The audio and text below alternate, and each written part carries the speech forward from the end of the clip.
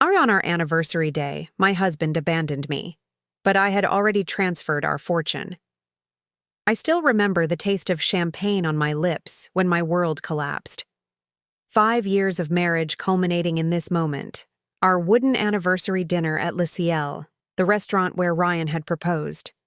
The same corner table overlooking the city lights, the same waiter with the salt and pepper mustache, even the same bottle of Dom Perignon he'd ordered back then. Everything was perfect, except it wasn't. I've always tried to be honest with you, Elena, Ryan said, his voice steady as he reached for his water glass instead of his champagne flute. He seemed to have forgotten it was supposed to be a toast. This should have been my first warning sign. I think we both know this isn't working anymore. I stared at him, the delicate spoonful of chocolate soufflé suspended halfway to my mouth, the dessert we'd specially ordered at the beginning of the meal, just as we had on that magical night when I'd said yes. What isn't working? I asked, though a cold sliver of understanding was already threading its way through my chest. Us. This marriage. He gestured between us with a slight flick of his wrist, as if he were dismissing a waiter. I've met someone else. The soufflé fell from my spoon, landing with a soft plop on the pristine white tablecloth. A chocolate stain spreading slowly, like the realization blooming in my mind. You've met someone. It wasn't a question. My voice sounded distant even to me. Melissa. She works in the legal department at Harrison & Wolff. It just happened, Elena. I didn't plan it. Of course he didn't. Ryan Harrington never planned to fail at anything. It just happened to him, like his meteoric rise at the investment firm, like his perfectly timed market predictions, like his uncanny ability to always land on his feet while others tumbled around him. How long? I asked, suddenly aware that my fingers were trembling. 6 months. At least he had the decency to look slightly uncomfortable. I wanted to tell you sooner, but with the Miyazaki merger and then your father's health scare, it never seemed like the right time. 6 months. Half a year of lies. Half a year of him coming home late, of weekend conferences, of mysterious text messages that made him smile in a way he no longer did with me. So you chose our anniversary? That seemed like the right time? My voice had taken on a strange, hollow quality. He had the audacity to shrug. I thought it would be better, this way. Clean break. New beginnings. I looked around at the restaurant, the soft lighting, the elegant diners, the bottle of champagne worth more than what most people made in a day. All of it a beautiful stage set for my public humiliation. I've already spoken to Lawrence. He continued, referring to his attorney. He'll be contacting you tomorrow with the paperwork. I'm prepared to be generous, Elena. The Westlake condo, your car, and a settlement that should keep you comfortable. I know you gave up your career for us. As if there had ever truly been an us beyond what served Ryan Harrington's immaculate life plan. I nodded slowly, mechanically. My mind was racing ahead, calculating, connecting dots I'd previously refused to see. The late-night calls. The sudden password changes on our accounts. His insistence 2 months ago that we simplify our finances by putting everything under his individual control. But what Ryan didn't know, what he couldn't possibly know, was that I had stopped being the naive art gallery assistant he'd married long before tonight. I understand, I said finally, reaching for my champagne with a steady hand that surprised even me. To new beginnings, then. A flash of relief crossed his handsome features. He'd expected tears, accusations, a scene. He didn't know that I had already moved beyond that stage. I'll be staying at the Archer tonight, he said, placing his napkin beside his barely touched dessert. I'll come by tomorrow afternoon to get some things while you're at your yoga class. Of course he knew my schedule. Ryan had always been meticulous about details. It was what made him exceptional at his job, and, apparently, at infidelity. He stood up, buttoning his tailored jacket with well-practiced ease. I've already taken care of the bill. Take your time finishing. Such consideration from the man who had just detonated our life together. As he leaned down to place a perfunctory kiss on my cheek, I caught the unfamiliar scent of someone else's perfume, not obvious enough to detect unless you were looking for it. And until tonight, I hadn't been. Goodbye, Elena. I watched him walk away, weaving confidently between tables, nodding at the maitre d' on his way out, the picture of a successful man simply concluding another business dinner. Only when the restaurant door closed behind him did I allow myself a small smile as I reached for my phone. 3 months ago, I had noticed the first signs. A receipt from a jewelry store I'd never heard of. A late night when his location sharing had mysteriously gone offline. The way he'd begun to guard his phone like it contained state secrets. 2 months ago, when he'd suggested simplifying our finances, moving everything into accounts solely under his name for tax purposes, I'd agreed enthusiastically. And then I'd gone straight to our bank and opened my own private account. 1 month ago, when he'd spent the weekend at a conference in San Francisco, which a casual check of the firm's calendar had revealed didn't exist, I'd made my move. I had transferred nearly everything we owned. Not in one obvious transaction that would trigger alerts or suspicion. No, I'd been methodical, patient. Small amounts moved through a labyrinth of temporary accounts, eventually landing in offshore holdings established under a shell corporation connected to a trust I'd created with the help of Calvin Zhang, a brilliant financial attorney who had once been passed over for partnership at Ryan's firm in favor of Ryan himself. Calvin had been all too happy to help when I explained my suspicions. Financial infidelity often precedes the physical kind. He'd told me, "Protect yourself, Elena." And so I had. $87 million, the majority of Ryan's fortune, built largely through inside information and tax schemes that skirted the edges of legality, now rested safely beyond his reach. I lifted my glass in a solitary toast to the city, lights, and took a long, satisfying sip of the champagne that Ryan had ordered to celebrate the end of our marriage. Tomorrow, he would discover that all but a few $1,000,000 had vanished from his accounts, just enough left to prevent him from immediately realizing the magnitude of what had happened. By the time he understood the full extent of it, the money would be untraceable. I signaled for the waiter. "Could I get the soufflé to go?" I asked. "And perhaps another bottle of the Dom Pérignon." "Of course, madame. Is everything all right? Will monsieur be returning?" I smiled, feeling lighter than I had in years. "No, monsieur will not be returning, but everything is absolutely perfect." The waiter nodded discreetly and disappeared. I took another sip of champagne, savoring its complex notes of honey and brioche, and thought about the look that would cross Ryan's face when Lawrence, his attorney, informed him that not only had their prenuptial agreement been invalidated by Ryan's documented infidelity, but that there was nothing left to fight over anyway.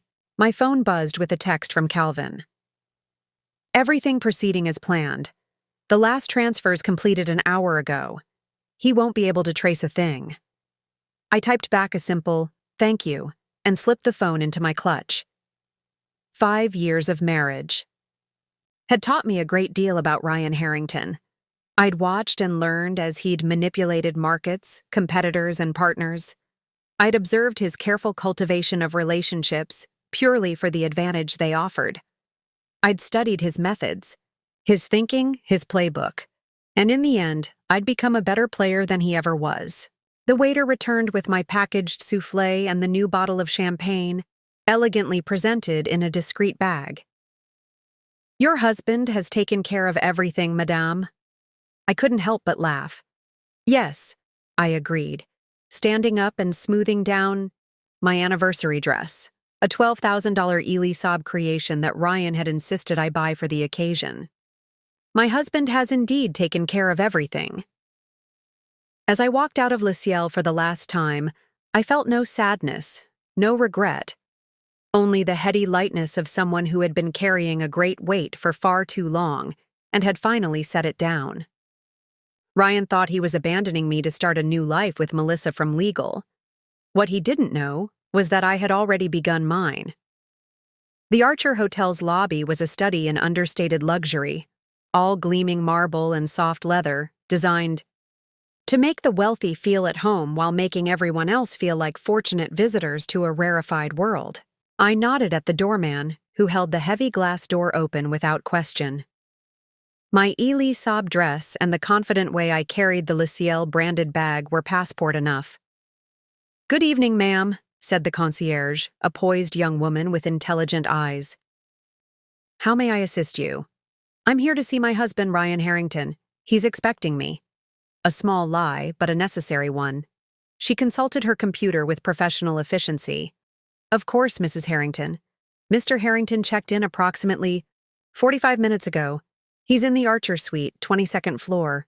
Would you like me to call up?" "No need." I smiled. "I'd like to surprise him." The concierge's expression remained perfectly neutral, but something flickered in her eyes.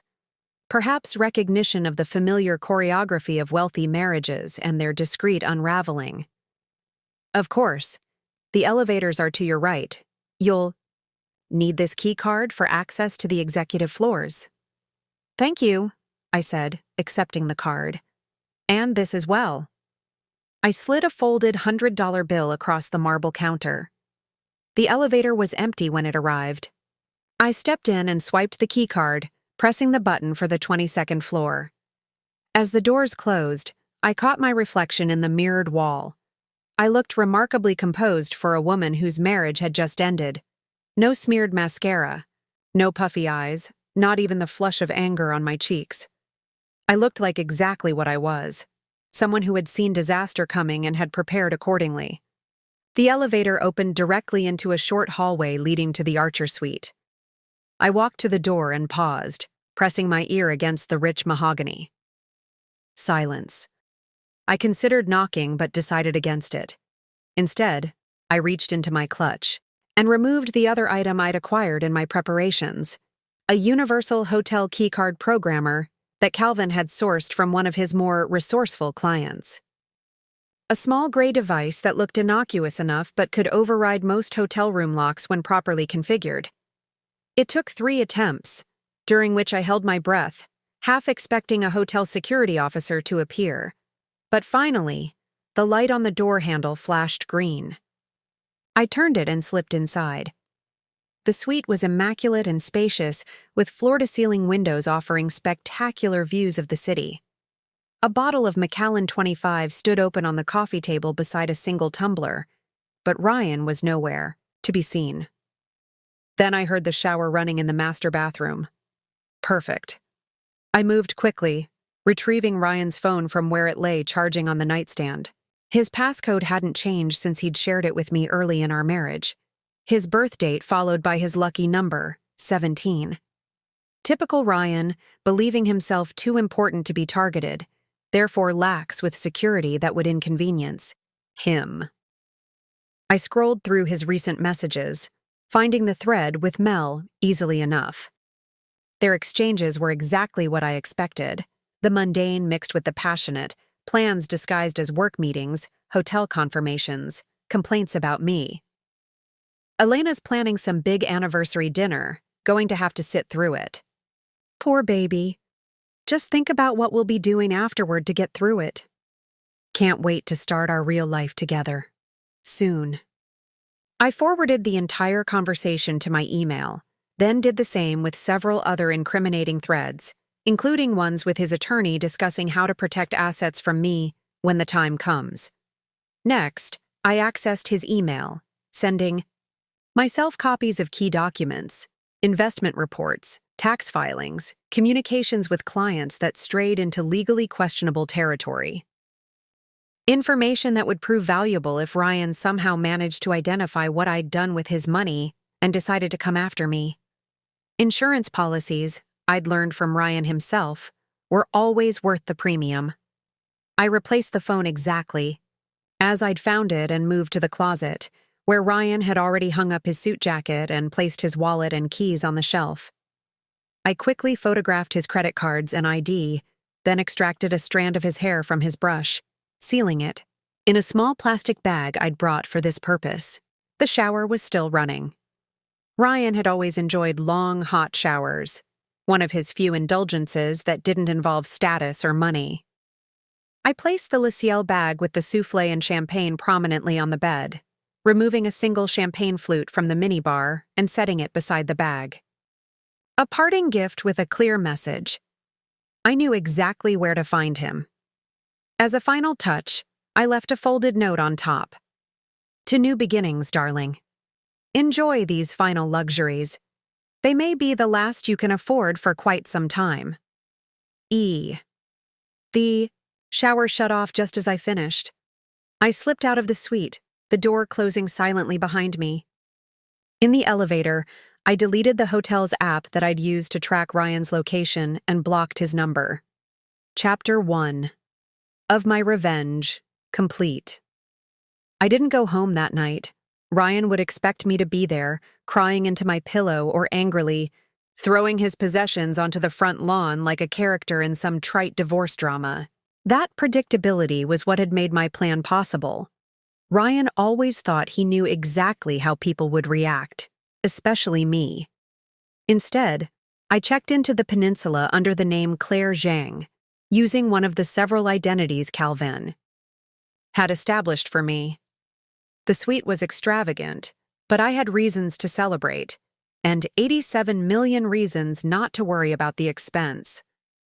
After a long bath in the enormous soaking tub, I wrapped myself in the hotel's plush robe and called Calvin. "It's done," I said when he answered. "Phase 1 complete. Any complications?" Calvin's voice was calm, methodical. In the 3 months we'd been planning this, I'd never heard him sound anything but completely composed. None. He had no idea. Even told the waiter he'd taken care of everything. Calvin's dry laugh was gratifying. The irony is almost too perfect. How are you feeling? I considered the question, examining my emotional state with the same detachment I'd applied to dismantling my marriage. Surprisingly fine, light, like I've put down something heavy I've been carrying for years. That's the weight of deception, Calvin observed. Not yours, his. Living with someone else's lies is extraordinarily taxing, even when you don't consciously recognize them. Speaking from experience? I asked, realizing I knew very little about Calvin's personal life despite entrusting him with this elaborate financial scheme. Let's just say I understand the situation better than most. He cleared his throat. The final transfers will complete by tomorrow morning. The money is moving through 17 different jurisdictions as we speak. Even if he somehow identifies that you're behind this, he'll never be able to trace it. And you're sure the prenup invalidation will hold? He'll claim I planned this all along. Let him claim whatever he wants, Calvin replied. The evidence of his infidelity is irrefutable, and California law is clear. Besides, he won't want to draw attention to how he acquired much of that wealth in the first place. The documentation you've collected over the years about his methods would raise too many regulatory eyebrows. I smiled, thinking of the meticulous records I'd kept, initially out of admiration for Ryan's financial acumen, later as a form of protection when I began to sense the shifting ground beneath our marriage. So what now? I asked, gazing out at the city lights that seemed to mirror the sparkling clarity I felt. Now you disappear, Calvin said simply. Just as we planned. The identity documents are ready. Claire Zhang boards a private charter to Grand Cayman tomorrow morning, where Elise Chen will be waiting to take over. From there, it's on to Singapore, where Sophie Laurent will establish residency. A cascade of new selves, each designed to confuse the trail, each with their own bank accounts, history, and documentation. Calvin's contacts in the privacy protection world were worth every penny I'd paid them. And Ryan? By the time he realizes the full extent of what's happened, you'll be established in your new life, and the money will be secured in ways he can never access.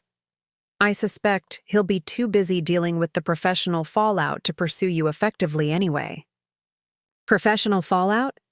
The evidence you collected about his trading methods and client relationships has been anonymously submitted to the SEC and the firm's compliance department. It's structured as a whistleblower report, completely untraceable to you. I expect they'll launch an investigation within days. This was a development we hadn't explicitly discussed. Calvin, consider it a professional courtesy from one financial expert to another, he said smoothly, and perhaps a small measure of personal satisfaction. As I mentioned, Ryan's ascension at the firm came at a cost to others. I should have been shocked by this revelation, perhaps even protested the escalation beyond our agreed plan. Instead, I felt a flutter of appreciation for the elegant completeness of it. Ryan wouldn't just lose his money and his wife, he would lose the professional reputation he prized above everything. Thank you, Calvin. Don't thank me yet. The hard part begins tomorrow. Becoming someone else isn't as romantic as novels make it seem. There will be moments of doubt, of loneliness. I've been lonely for years living with Ryan, I replied. At least now I'll be honest about it. After ending the call, I stood at the window, watching the city I would soon leave behind. 5 years ago, I'd been Elena Petrova, an art history graduate working as an assistant curator at a small but respected gallery. Then I'd met Ryan Harrington at a gallery opening. Handsome, charismatic, seemingly fascinated by my knowledge of Renaissance masters. Our whirlwind romance had swept me into a world of wealth and privilege I'd never imagined.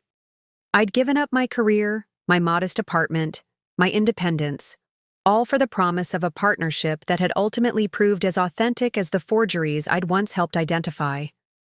Now I would leave Elena Harrington behind as thoroughly as I'd once abandoned Elena Petrova. But this time, the transformation would be on my terms. My phone buzzed with an incoming call. Ryan's number. It was past midnight. He must have found my note. I declined the call and turned off the phone. Elena Harrington's story had ended at that anniversary dinner. Claire Zhang's was just beginning. Morning arrived with a flurry of activity. By 8 a.m., I had checked out of the peninsula and was being driven to a private airfield outside the city, where a sleek Gulfstream G650 waited on the tarmac. My driver, one of Calvin's trusted associates, handed me a slim briefcase as we approached the airfield. Your new documentation, Ms. Zhang. The pilot has been fully briefed and paid. Your connecting arrangements in Grand Cayman are confirmed. I nodded my thanks, feeling a momentary surge of unreality as I accepted the briefcase containing Claire Zhang's life. The weight of it in my hand made the abstract suddenly concrete. I was really doing this, leaving behind everything familiar, for a carefully constructed escape. My phone, Elena Harrington's phone, had accumulated 27 missed calls overnight.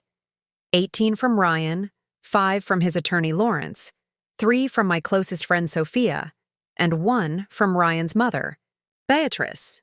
I had expected Ryan and Lawrence to panic once they began discovering the financial disappearances.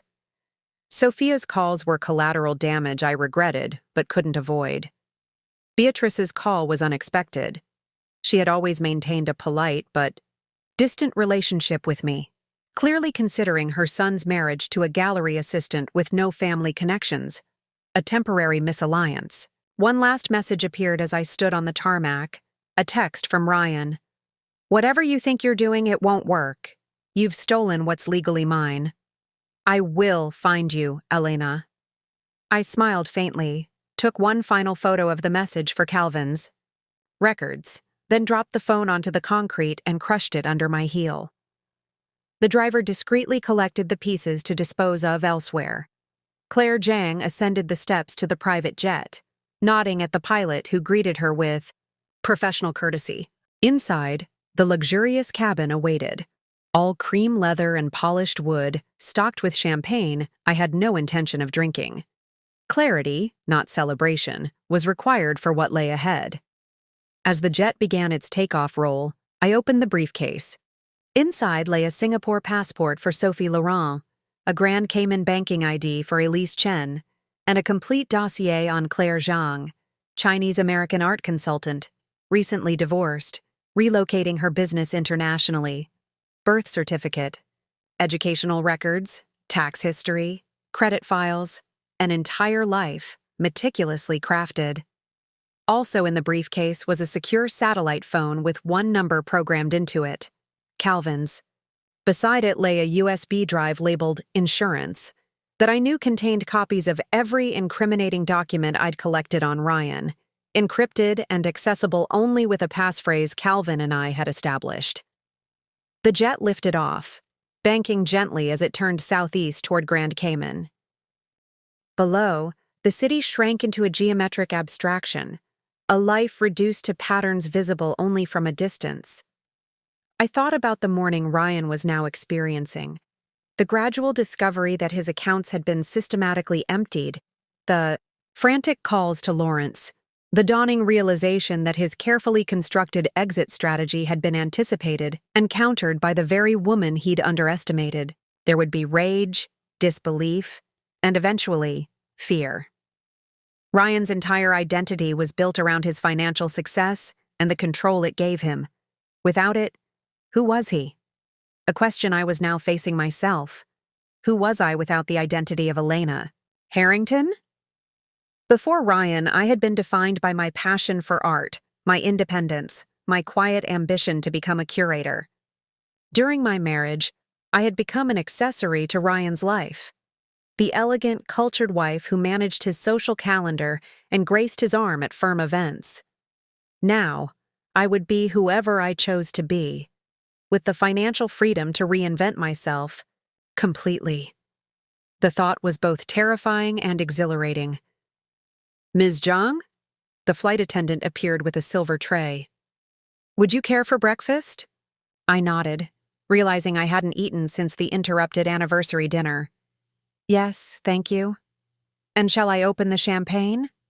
I considered the question. There was a certain poeticism to toasting my escape with the same drink that had touched my lips when Ryan had ended our marriage. But the symmetry felt too neat, too much like something Ryan himself would orchestrate. No champagne, I decided. Just coffee, please. Very strong. The flight attendant nodded and withdrew. I turned to watch the coastline disappear beneath a layer of clouds, marking the physical beginning of a journey that had started 3 months ago with a stray receipt and a flicker of suspicion. Calvin had warned me that disappearing wasn't as romantic as novels portrayed it. What he hadn't mentioned was the strange sense of calm that came with severing all connections to a past life. Every mile the jet traveled was another strand cut, another attachment dissolved. By the time the aircraft touched down in Grand Cayman 7 hours later, Elena Harrington would exist only in memories and legal documents. And by the time Ryan marshaled whatever resources remained to him to search for her, she would be truly gone, transformed into someone he would never recognize, living a life he could never access. I sipped my coffee and opened the dossier on Claire Zhang, beginning the process of absorbing her history, her preferences, her patterns, the woman I would be for the next leg of my journey. Elena Harrington had been abandoned on her anniversary. Claire Zhang was simply moving forward with her life.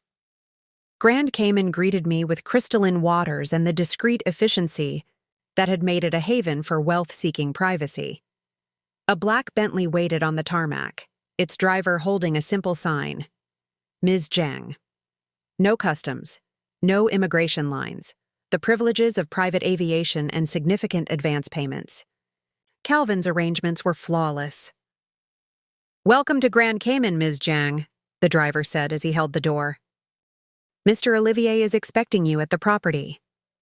Olivier was Calvin's local associate, a French-born financial advisor with decades of experience in offshore structuring. I had never met him, but Calvin trusted him implicitly, which was recommendation. Enough. The Bentley glided along coastal roads lined with palm trees and exclusive resorts, eventually turning onto a private drive that led to a secluded villa overlooking the Caribbean.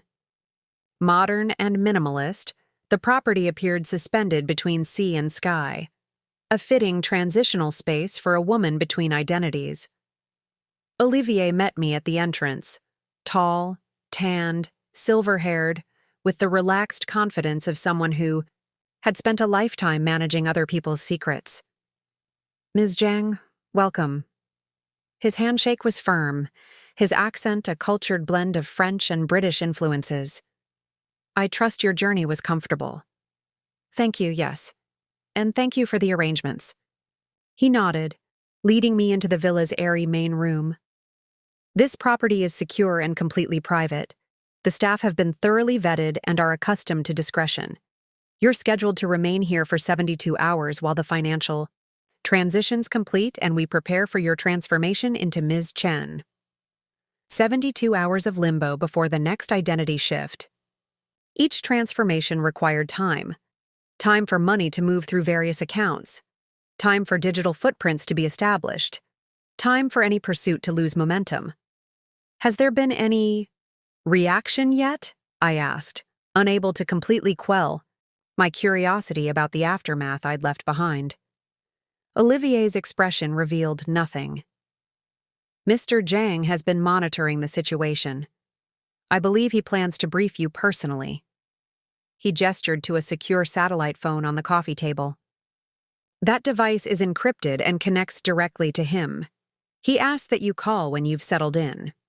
I nodded, suddenly eager to hear Calvin's assessment of the chaos unfolding thousands of miles away.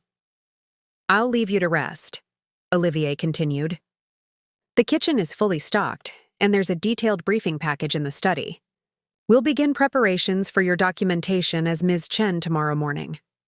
After he departed, I wandered through the villa, taking in the tasteful luxury that would be my temporary home. Floor-to-ceiling windows faced the ocean, offering a view of endless blue that seemed to promise limitless possibilities. The kitchen gleamed with high-end appliances I doubted I would use. The master suite featured a bed large enough to get lost in, and a bathroom with a soaking tub positioned to watch the sunset. In the study, as promised, lay a leather portfolio labeled with the initials EC, Elise Chen, my next incarnation. Inside were documents detailing her background as a Singapore-born, London-educated art dealer specializing in contemporary Asian artists, now expanding her business into European markets. The thoroughness was impressive. Elise had tax records, credit history, even a small social media presence carefully cultivated over the past year. Posts about gallery openings, art acquisitions, industry events. Calvin's team had established just enough of a digital footprint to withstand casual scrutiny without creating too distinctive a profile. I set the portfolio aside and picked up the satellite phone. Calvin answered on the second ring. "You've arrived safely." Not a question, but a statement of confirmed fact. "Yes. The arrangements are impeccable." "Good. You should know that things are proceeding exactly as anticipated in the primary theater." Calvin's careful language reminded me that even on an encrypted line, specific names and details were best avoided. "Tell me," I said, settling into a chair facing the ocean. "The initial discovery occurred at approximately 8:17 this morning when an attempt to make a significant withdrawal was declined. This led to a cascade of account checks and the subsequent realization that the majority of liquid assets had been relocated." I could picture Ryan's face as he'd received the news, disbelief giving way to fury. And the response? Predictable. Communications with legal representation, attempts to freeze remaining assets, emergency meetings with financial advisors. The regulatory materials were delivered as planned and have been received by the appropriate agencies. Initial inquiries have already been made to the firm's compliance department. Any attempts to locate me? Multiple. Your residence has been visited repeatedly. Your known associates have been contacted. Your friend, he paused delicately, the gallery owner, has received particular attention. Sophia. I felt a pang of regret. She would be caught in the crossfire, confused and worried about my sudden disappearance. "She knows nothing," I said, as much to reassure myself as Calvin. "Correct, which limits her vulnerability. I wouldn't concern yourself unnecessarily." His tone shifted slightly. "There is one development worth noting. The firm has placed him on administrative leave pending the internal investigation. His credentials and access were suspended 3 hours ago." This was faster than I had anticipated. On what grounds? "The materials you provided included evidence of client fund mismanagement that couldn't be ignored once formally submitted. The compliance department had no choice but to act immediately." A twist of satisfaction unfurled within me. Ryan's professional reputation had always been his most prized possession. The money could be replaced. Wealthy investors would always find ways to recoup losses, but a tarnished reputation in financial services was often permanent. "I see. Your continued adherence to the established timeline is advised," Calvin continued. "While current efforts to locate you are hampered by lack of direction, that may change as the full scope becomes apparent." "I understand. Rest tonight. Olivier will begin your transition process tomorrow. I'll contact you again when you've completed the shift to the next phase." After we disconnected, I stood at the window watching the sun sink toward the horizon, painting the Caribbean in shades of gold and crimson.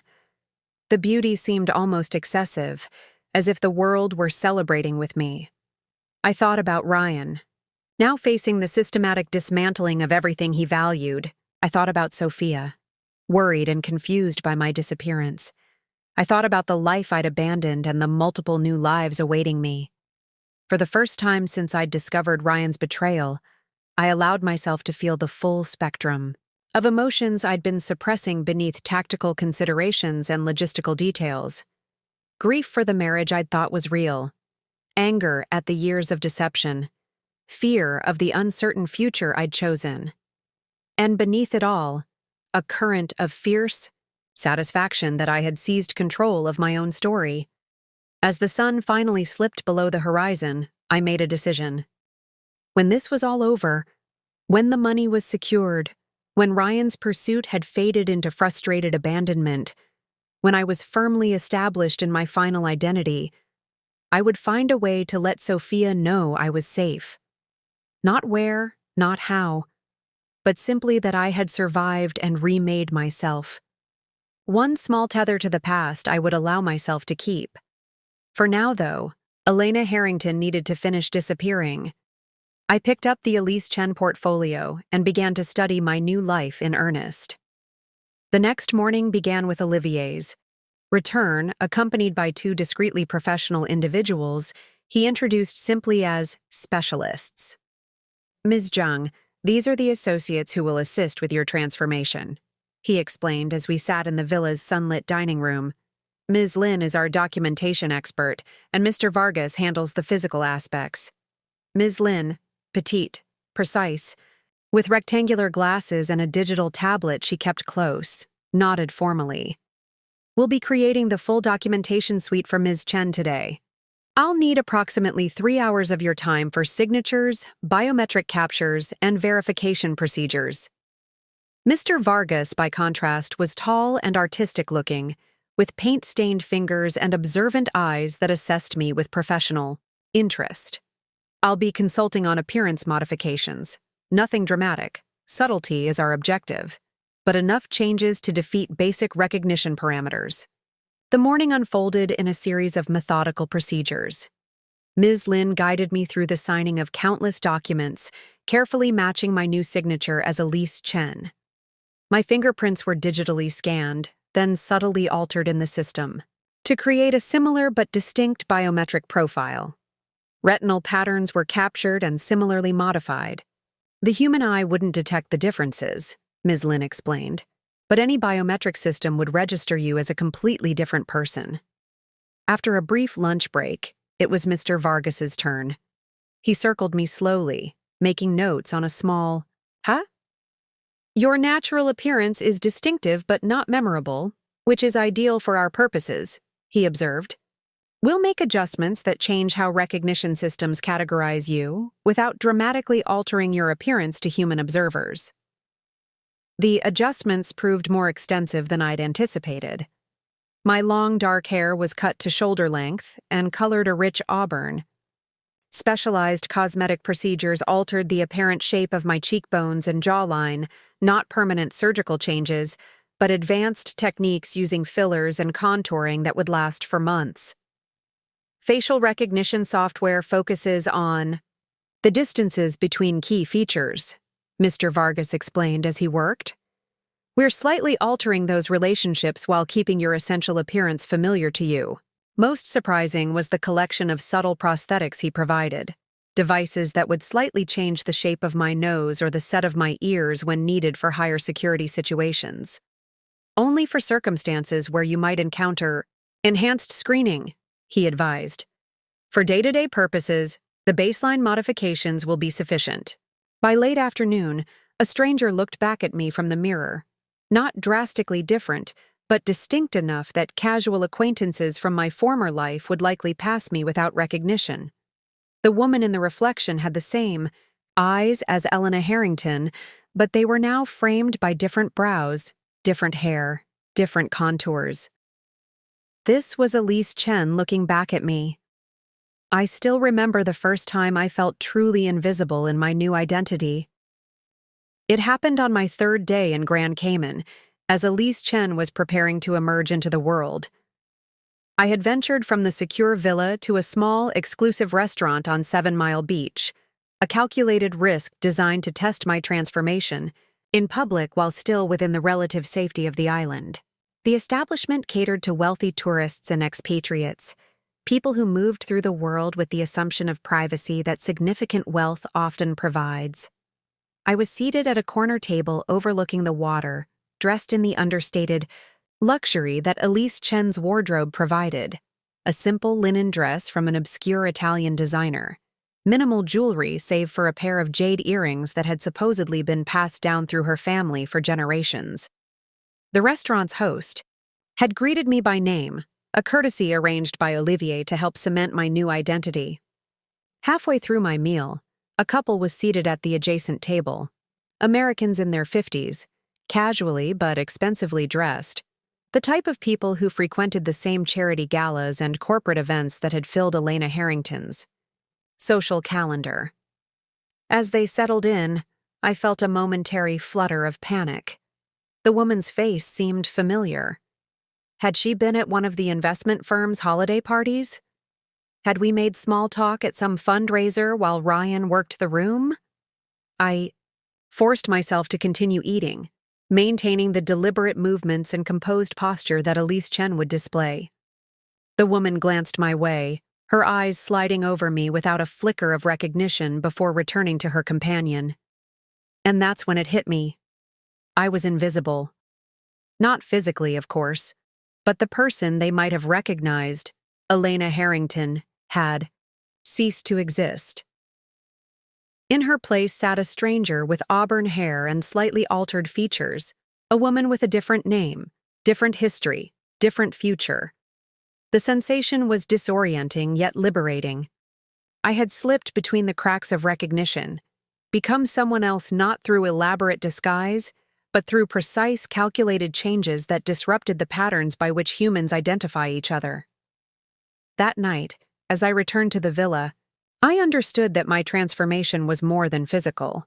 I was learning to inhabit Elise Chen, to move as she would move, to speak as she would speak, to carry myself with the confidence of someone who had nothing to hide, because this was simply who she had always been.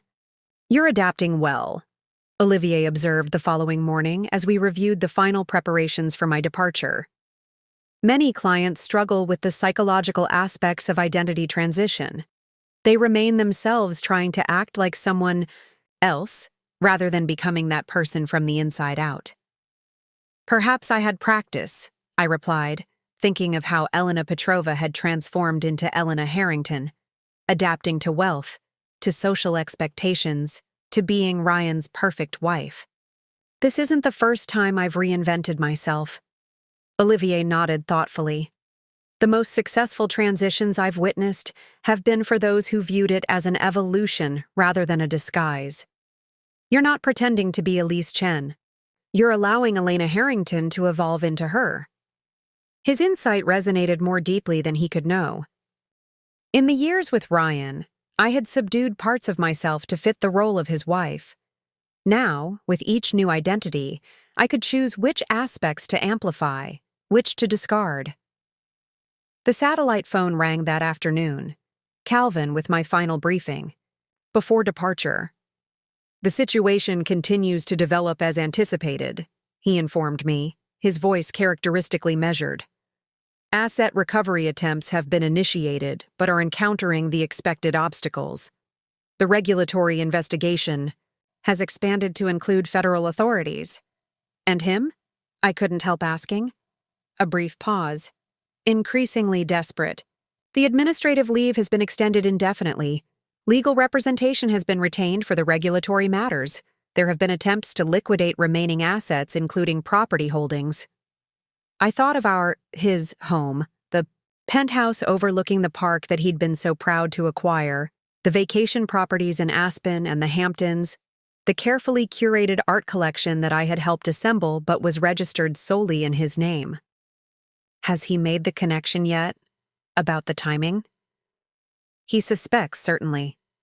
There have been heated discussions with his attorney about the implications of the anniversary dinner timing and the prenuptial invalidation. However, they're still primarily focused on the regulatory issues. Self-preservation takes precedence. Of course it did. Ryan's first concern would always be Ryan. "Your departure is scheduled for tomorrow morning," Calvin continued. "The private charter will take you directly to Singapore.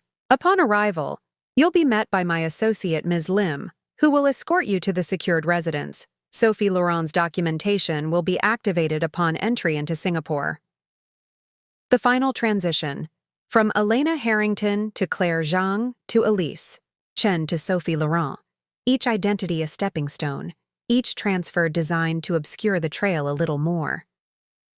"How long will I need to remain as Sophie Laurent?" I asked. "Minimum of 6 months.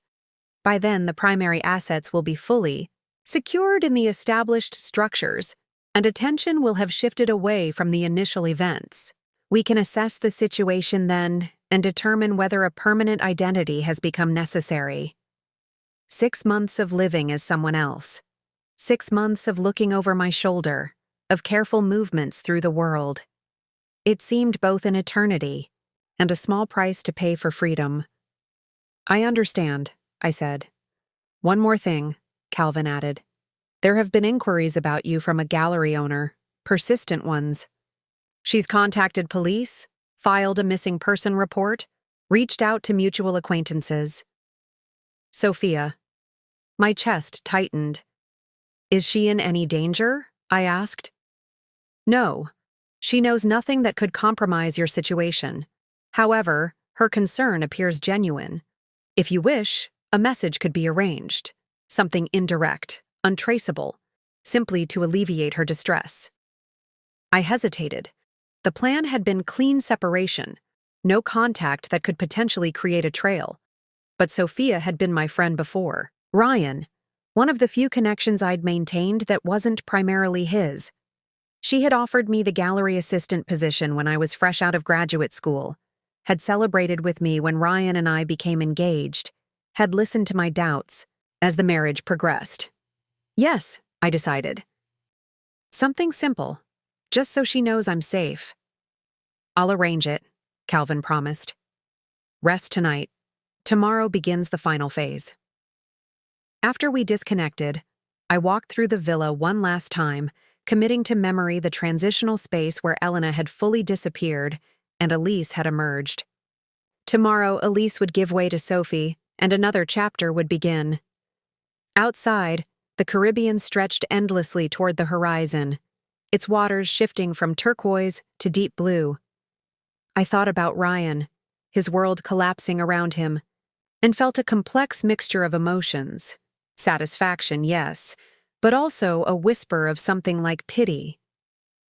He had built his life on the pursuit and protection of wealth, on projecting an image of success and control.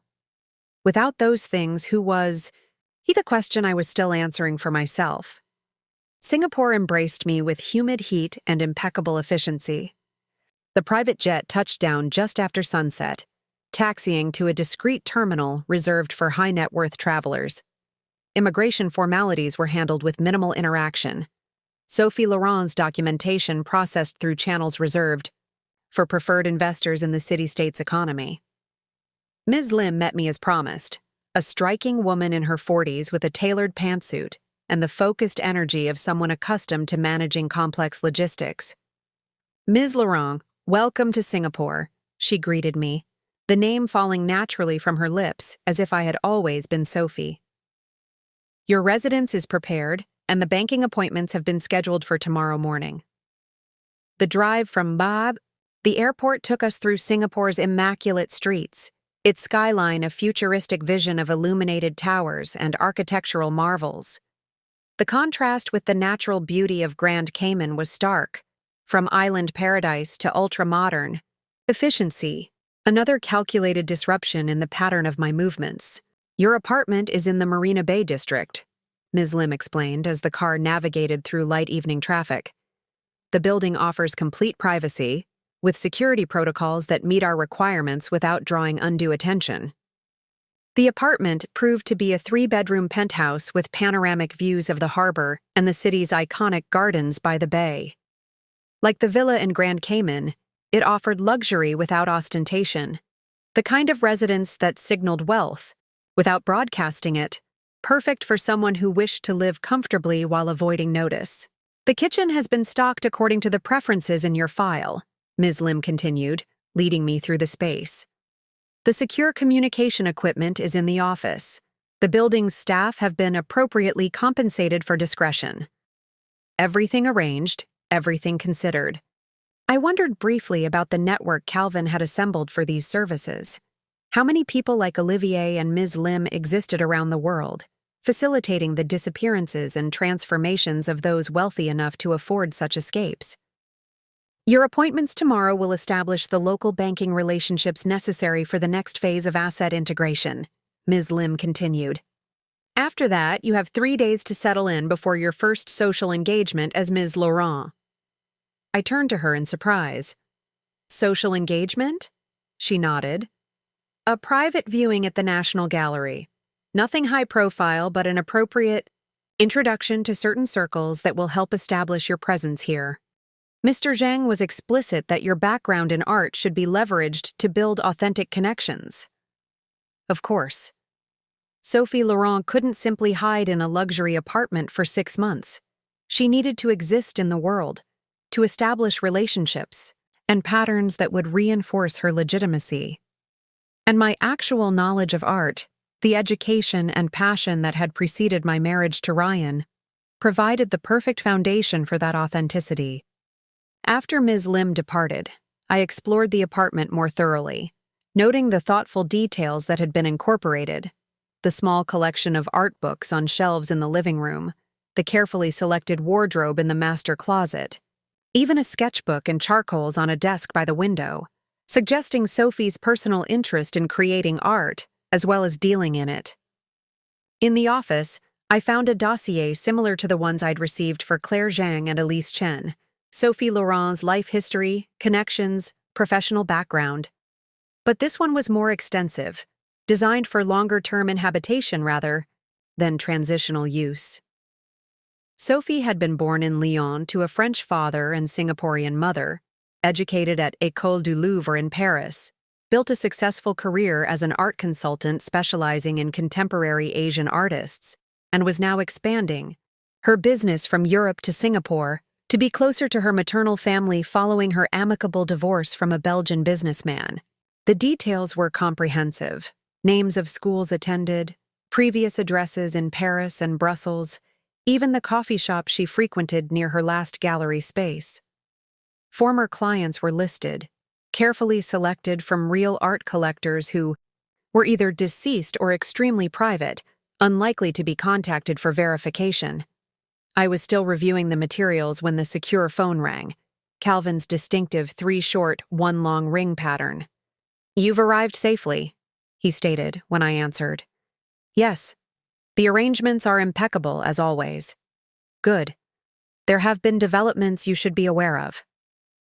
Something in his tone made me sit straighter. Tell me. The regulatory investigation has accelerated significantly. Federal agents executed a search warrant at the primary residence today. Corporate offices were also visited. That's faster than expected. Yes. It appears some of the documentation you provided contained evidence of more significant violations than initially assessed. The response has been proportional to the perceived threat. I thought of the files I'd collected over the years, records of transactions Ryan had described to me as creative accounting, discussions with clients that danced along the edges, of insider trading, communications with offshore entities that had never appeared in any official disclosures. At the time, I had saved them as insurance, never fully accepting they might be necessary. Now they had become weapons. And the personal situation? I asked. Deteriorating rapidly. Credit lines have been suspended. Remaining accounts frozen pending investigation. The primary residence is effectively under surveillance. He has relocated to a hotel in a different part of the city. I pictured Ryan in a hotel far less luxurious than the Archer where I'd left. My parting gift, frantically calling in favors from associates who would increasingly distance themselves as the true scope of his legal problems became apparent. Has he made any progress in tracing the assets? Minimal. The initial transfers were identified, but the subsequent movements remain obscured. The structures are holding as designed. Relief washed through me. The money, my money now, was secure. There is one additional matter, Calvin continued, his tone shifting slightly. The message to your friend was delivered as requested. A simple notification that you are safe, with no actionable information. However, there has been an unexpected development in that regard. My pulse quickened. What kind of development? She has been contacted by his representatives, seeking information about your possible whereabouts or contacts. When that proved unproductive, they approached from a different angle. It appears they have offered her a significant financial incentive for any information that might help locate you or the missing assets. Sophia would never... I began automatically, then stopped myself. Would she? How well did I really know anyone anymore? I don't presume to judge the loyalty of your associates, Calvin said evenly. I simply provide the information so you can make informed decisions. Current assessment suggests she has not accepted their proposition, but the situation bears monitoring. After we disconnected, I moved to the wall of windows overlooking Singapore's glittering skyline. The city below hummed with energy and purpose, millions of lives intersecting in countless ways, each person the center of their own universe of concerns and ambitions. Somewhere on the other side of the world, Ryan was watching his carefully constructed life collapse. Sophia was caught between worry for her friend and temptation of a significant reward. And here I stood, transformed into Sophie Laurent, surrounded by luxury, purchased with money I had methodically extracted from the man who had planned to discard me. The justice of it seemed both perfect and somehow hollow. I thought again of the woman I had been before all this, Elena Petrova, with her passion for art and her modest dreams of curatorial significance. Would she recognize the person I had become? Would she approve of the calculated vengeance I had enacted? I had no answers, only the certainty that there was no going back. Sophie Laurent was my reality now, at least for the next 6 months. I would build her life, establish her connections, make her real enough to withstand scrutiny. And perhaps, in doing so, I would discover who I truly wanted to be when all this was over. The following weeks unfolded with methodical precision. Banking relationships were established, assets gradually integrated into Sophie Laurent's financial portfolio through a series of complex transactions designed to obscure their origins. I attended carefully selected social events, gallery openings, private viewings, small dinner parties where Ms. Lim had arranged introductions to Singapore's art community.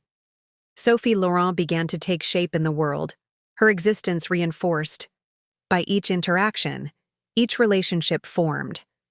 I found myself drawing on my actual knowledge of art history and criticism, engaging in genuine conversations about exhibitions and artists. It was the first time since my marriage to Ryan that I had been able to fully embrace this part of myself, without tempering my expertise to avoid overshadowing him at social functions. There was an unexpected freedom in becoming Sophie. She carried none of the expectations or limitations that had been placed on Elena. She was respected for her knowledge, valued for her insights, welcomed for herself rather than as an appendage to a powerful man. Calvin's regular updates from the other side of the world became a surreal counterpoint to my new existence. Ryan's ID situation continued to deteriorate, assets frozen, legal troubles mounting, professional reputation in tatters. He had been forced to sell properties to cover mounting legal expenses, had been dropped from boards and committees, had seen former friends and colleagues distance themselves as the investigation expanded. The nature of wealth and status. Calvin observed during one of our secure calls, they attract people who will disappear just as quickly when fortunes change. I thought of the social circle that had surrounded us during my marriage, the other investment executives and their carefully groomed wives, the business associates who had laughed at Ryan's jokes and solicited his advice, the friends who had always been more his than mine. "Has he made any progress in tracking me?" I asked. "Limited.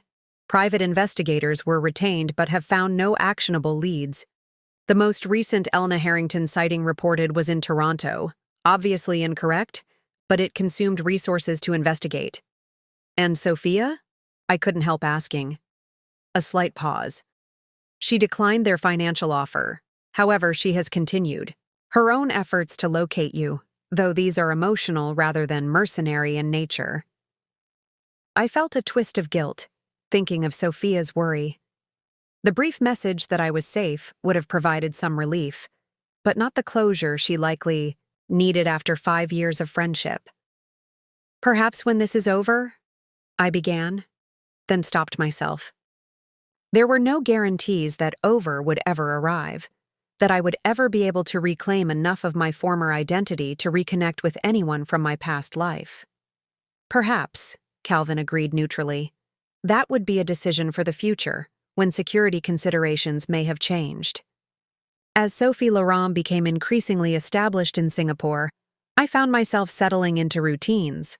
Morning coffee at a cafe near the Marina Bay Sands, afternoons researching artists for clients, evenings at gallery events or quiet dinners. In my apartment, I began to recognize faces in my building, at local establishments, at cultural venues. I was building a life, not just maintaining a cover. 3 months into my Singapore existence, Ms. Lim arranged what would become a pivotal introduction, a meeting with Han Mingxuan, a prominent collector of contemporary Chinese art whose family controlled a significant portion of Singapore's real estate development. "Mr. Han is extremely selective about his advisors," Ms. Lim explained as we drove to his private gallery space. "An association with him would significantly enhance Sophie Laurent's credibility in the region." The gallery occupied the top floor of a building owned by the Han family, its sparse white spaces filled with carefully curated works by artists I genuinely admired. Han himself proved to be younger than I expected, perhaps early 40s, with an understated elegance and thoughtful manner that contrasted with the brash confidence of most wealthy collectors I had known. "Ms. Laurent," he greeted me, "your reputation precedes you. Your insights on the emerging Vietnamese scene have been noted by several of my associates." This was a reference to comments I had made at a recent gallery opening, genuine observations, based on my actual knowledge, not part of any calculated effort to attract attention. The fact that they had reached Han suggested Sophie's reputation was developing organically, exactly as intended. Our discussion about his collection was unexpectedly engaging. Han was knowledgeable and passionate about the works he acquired, interested in artistic merit beyond investment potential. It reminded me of conversations I'd had in my early gallery days, before art had become merely another asset class in Ryan's portfolio.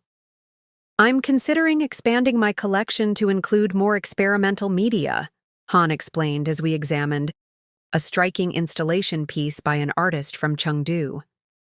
Digital works, immersive experiences, areas where I must admit my expertise is limited. The authentication and preservation challenges are significant, I noted, drawing on my actual knowledge rather than Sophie's fabricated background.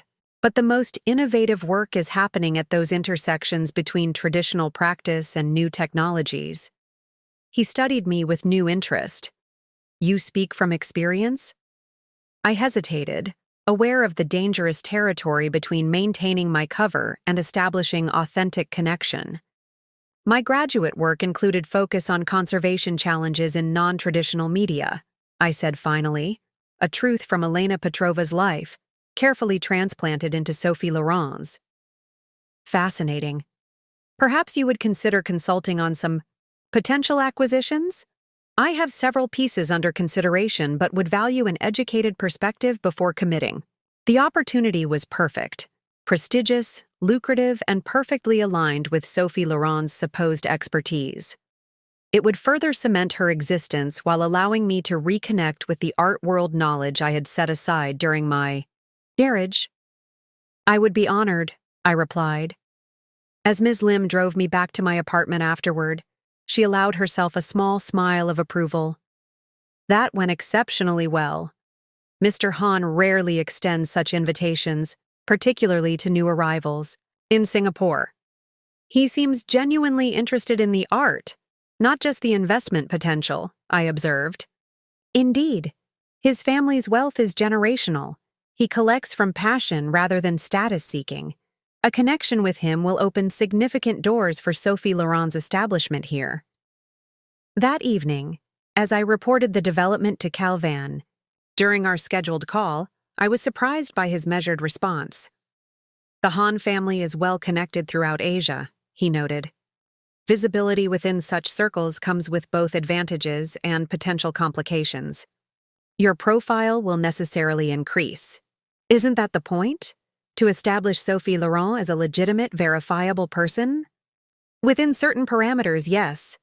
However, as your situation in origin continues to generate interest, any significant visibility carries inherent risk. The international art world is surprisingly small. I understood his concern.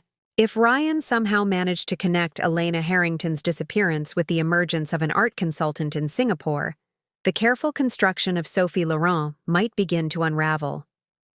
What do you suggest? I asked. Proceed with caution.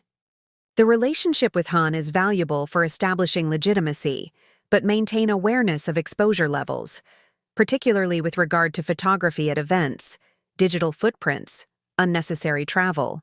After disconnecting, I stood at the window of my apartment, watching the methodical dance of lights across Singapore's harbor. The city had begun to feel, if not like home, then at least like a place where I belonged. Sophie Laurent was taking root here, developing connections, building a reputation based partially on fabrication, but increasingly on my actual knowledge and abilities. For the first time since leaving my former life, I allowed myself to consider a future beyond the immediate, tactics of disappearance and asset protection. What if Sophie Laurent became more than a temporary identity? What if she became who I chose to be? The thought was both liberating and terrifying. To truly leave Elena behind, not just her name and appearance, but her history, her connections, her understanding of herself, would be a more profound disappearance than any I had yet undertaken. Yet with each passing day in Singapore, with each genuine interaction and relationship formed, the line between performance and reality blurred a little more. Sophie's life was becoming my life. Her choices were my choices. Her future was the only future available to me. Unless, of course, Ryan somehow found me. The call came at 3:17 a.m., waking me from a dreamless sleep. Calvin never called outside our scheduled times unless absolutely necessary. Potential complication, he said without preamble when I answered. A photograph from the National Gallery event last week has appeared in international art press. While you are not the focus, you are clearly visible in the background, conversing with Han. My throat tightened. How widely distributed? Limited circulation publication, but one that reaches serious collectors globally, including your former resident city. I sat up, fully alert now. Has there been any reaction? Not yet detectable. However, prudence suggests accelerating certain contingency measures. Ms. Lim will contact you in the morning with adjusted protocols. After disconnecting, I knew further sleep would be impossible. I moved to the living room, making tea as I considered the implications. For months, I had been carefully building Sophie Laurent's existence while monitoring the disintegration of Ryan's from a safe distance. The photograph represented the first potential bridge between those separate worlds. Would Ryan even see it? His interest in art had always been primarily financial rather than cultural. But his desperate search for me and the missing millions might have expanded to monitoring any possible connection to my former expertise. Ms. Lim arrived at 7 a.m. precisely, her usual composure slightly tensed. The situation requires adjustment. But not alarm, she stated as she accepted the coffee I offered. We have established protocols for such contingencies. The adjustments proved to be comprehensive. My carefully planned schedule of appearances would be modified, some events canceled, others attended with subtle changes to my appearance. The consulting arrangement with Han would continue, but with reduced public visibility. My apartment's security was enhanced with additional monitoring systems. Most significantly, a secondary identity was activated. Simone Lefebvre, French national, documented cousin of Sophie Laurent, who occasionally handled business matters in her absence. Simone exists as a legal entity with verified documentation, Ms. Lim explained, presenting me with the relevant papers. In situations of elevated risk, you may need to temporarily step aside as Sophie and allow Simone to manage certain interactions. The level of preparation was both reassuring and unsettling. How many identities had Calvin created for me? How many contingency plans existed for scenarios I hadn't even considered? That evening, my scheduled call with Calvin provided further context. The photograph has generated no detectable interest from targeted quarters thus far, he reported. However, it coincides with another development worth noting. He has recently retained new representation, more sophisticated resources with international reach. Meaning. His previous investigative efforts were primarily domestic and relatively unsophisticated. These new resources have different capabilities. I felt a chill despite the tropical warmth of my apartment. You think he's expanding the search internationally? It's a logical progression.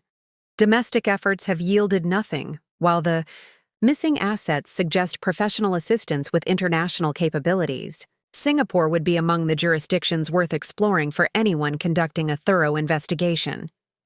But the identity chain is secure? Elena to Claire to Elise to Sophie? There's no direct connection? The structures remain sound, Calvin assured me.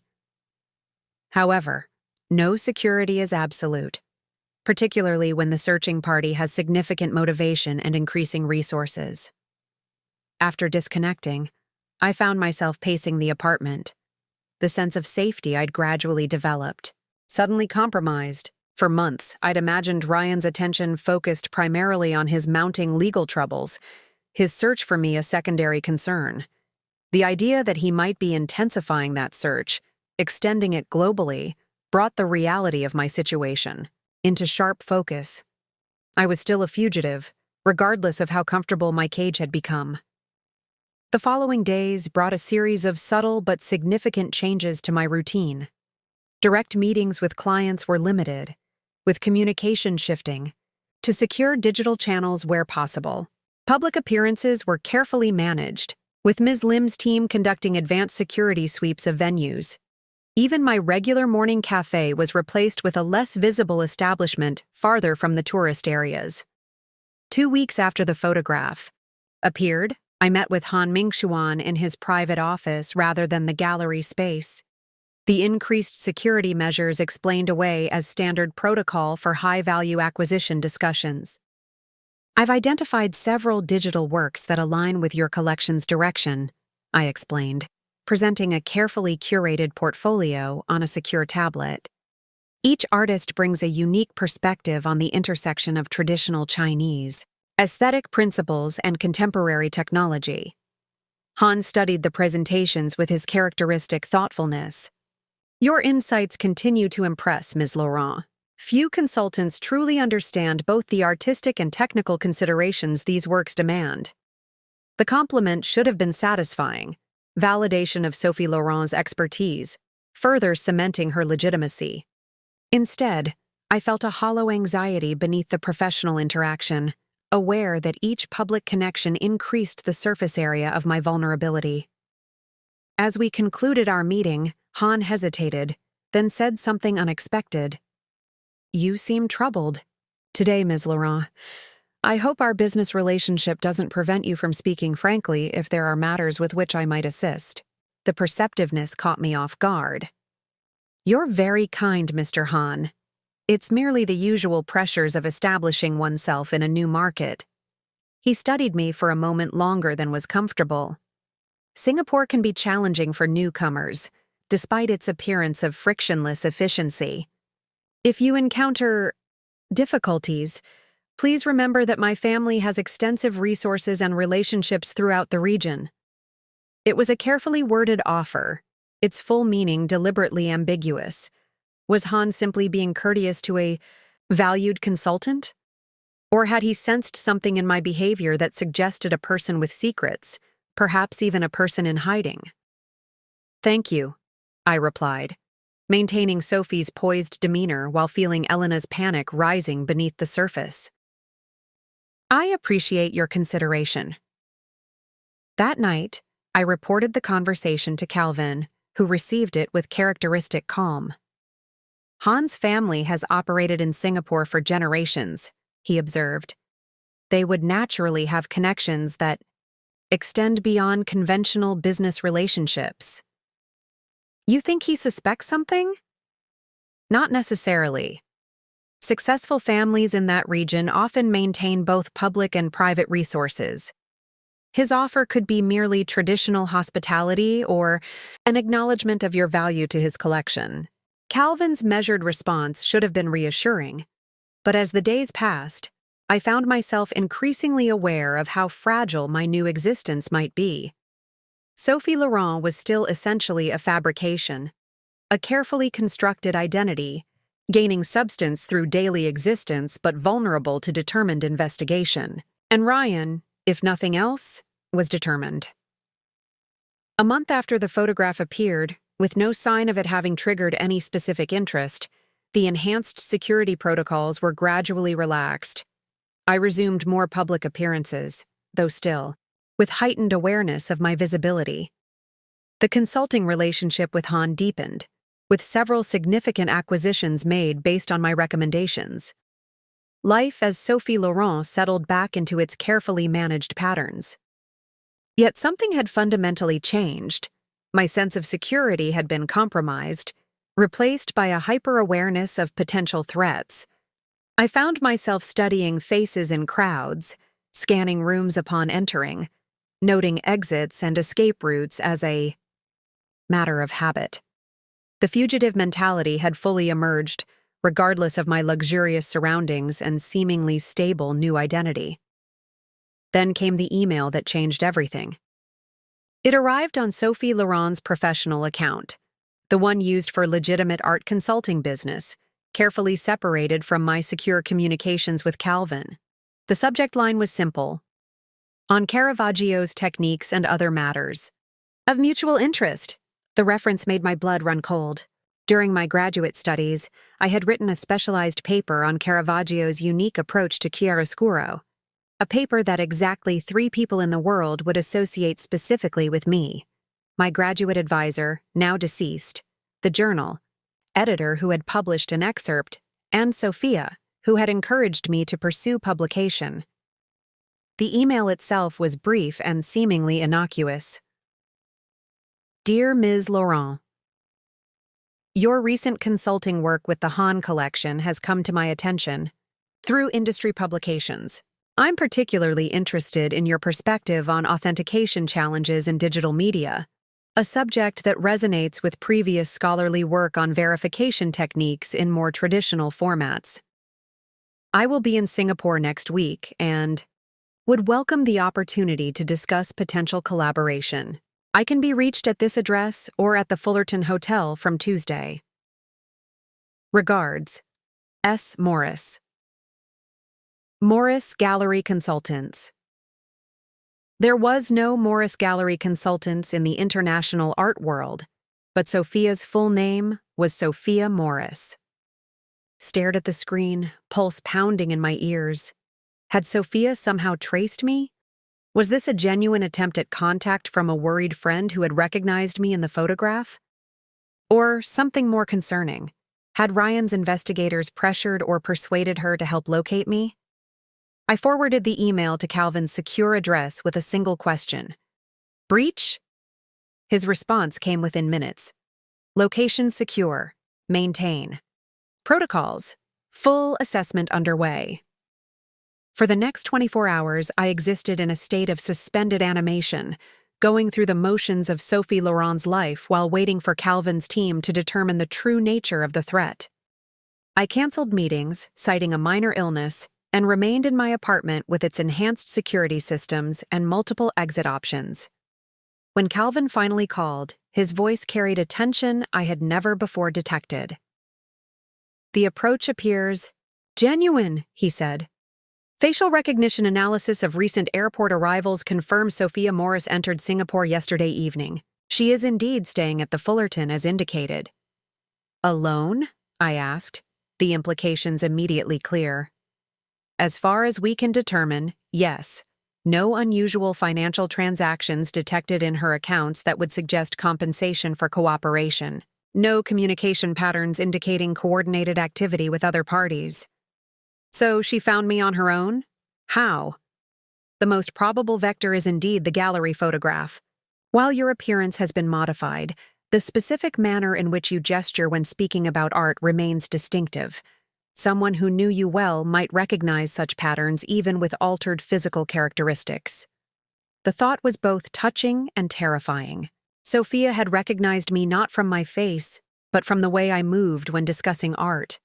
The passion that had first connected us as friends, that had defined Elena Petrova before she became Elena Harrington. What do I do? I asked. Calvin was silent for a moment, unusual for him. That depends on your assessment of her trustworthiness and your willingness to accept the inherent risk of any contact. The secure option would be immediate relocation and identity transition. Another disappearance. Another new name, new appearance, new life. The thought exhausted me in a way I hadn't expected. And if I want to see her? Then we implement controlled contact protocols, secure location, advanced surveillance, emergency extraction options in place. Ms. Lim can arrange everything if that's your decision. I moved to the window, looking out at the Singapore skyline that had become familiar over the past months. Somewhere in that constellation of lights, Sophia waited in a hotel room, having traveled halfway around the world on nothing more than a glimpse of my distinctive hand gestures in a photograph. I want to see her, I decided, but with all possible precautions. The meeting was arranged for the following evening, not in my apartment or Sophia's hotel, but in a private dining room at a restaurant owned by an associate of Han's, a space that could be secured and monitored without obvious security presence. I arrived early, escorted by Ms. Lim's team through a private entrance.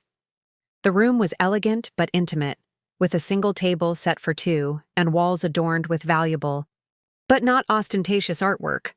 A perfect setting for Sophie Laurent, art consultant, to meet with a potential business associate.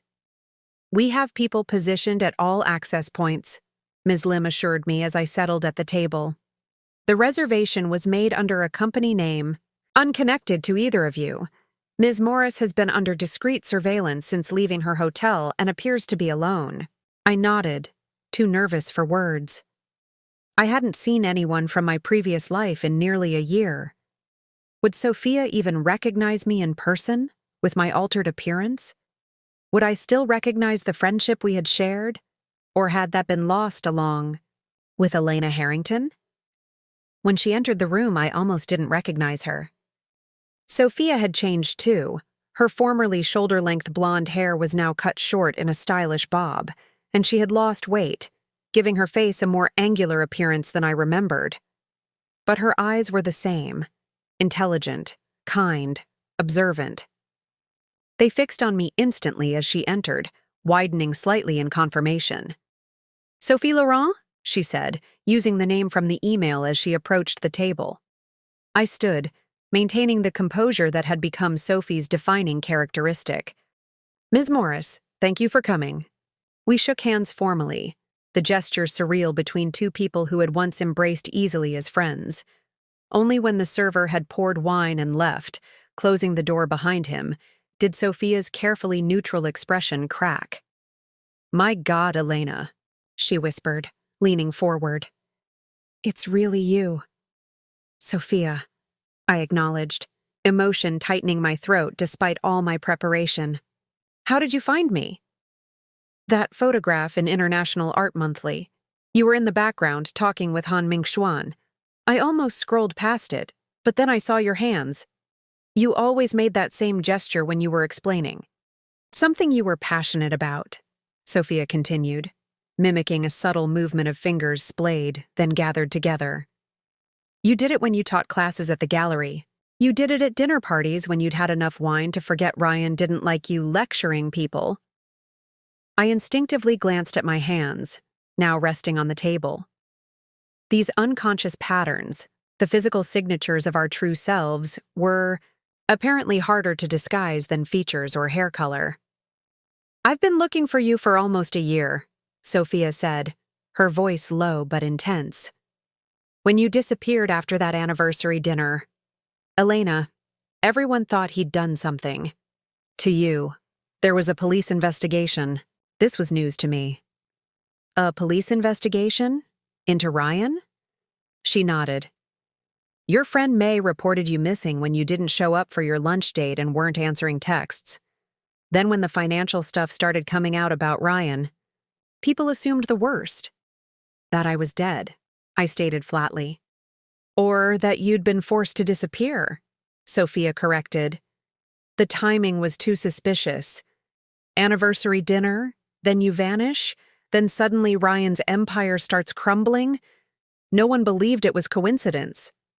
I took a careful sip of wine, buying time to process this new perspective on my disappearance. I had been so focused on executing my escape and managing my new identities that I hadn't fully considered how events would appear to others. "Ryan claims you stole from him," Sophia continued, studying my face carefully. "He's been telling anyone who'll listen that you planned it all, took his money, and disappeared. And what do you believe?" Her eyes never wavered. "I believe he was planning to leave you. Probably had been moving money around for months getting ready to do it, and somehow you figured it out and beat him at his own game." The accuracy of her assessment shouldn't have surprised me. Sophia had always been perceptive, but hearing my actions described so plainly by someone else was jarring. "Have they approached you, Ryan's people?" I asked. "Multiple times. First with questions, then with offers." She gave a short, humorless laugh. "Quite substantial offers, actually. Apparently finding you became more important than his legal problems. But you didn't take the money." "Of course not." She looked almost offended. "Elena, you were my friend long before you were Ryan Harrington's wife. I knew something was wrong in that marriage. You became smaller around him, less yourself." Her words pierced through layers of carefully constructed detachment. I had thought myself clear-eyed about my marriage to Ryan, about the calculated vengeance I had enacted. But hearing Sophia articulate how I had diminished myself to accommodate him brought an unexpected surge of emotion.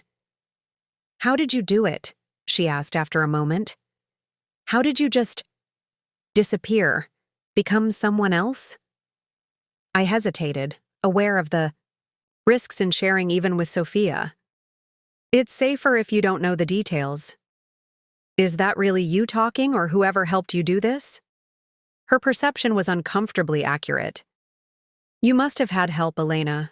The money movements were too sophisticated, the timing too perfect. Sophia, I said carefully. You finding me already creates risk, for both of us.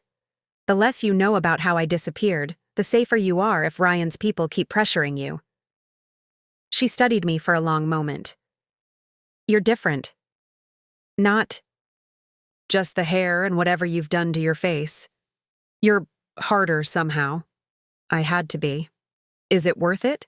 Living as someone else? Always looking over your shoulder? The question struck at the heart of doubts I had been increasingly unable to ignore. Sophie Laurent's life was comfortable, even fulfilling in some ways, but it remained a performance, a construct that required constant maintenance and vigilance. What's the alternative? I asked. Go back? Face Ryan and the legal consequences? Live the rest of my life looking over my shoulder for different reasons? You could negotiate. With what you apparently took, you'd have significant leverage. A settlement could be reached. I shook my head. It was never just about the money, Sophia. I know. Her expression softened.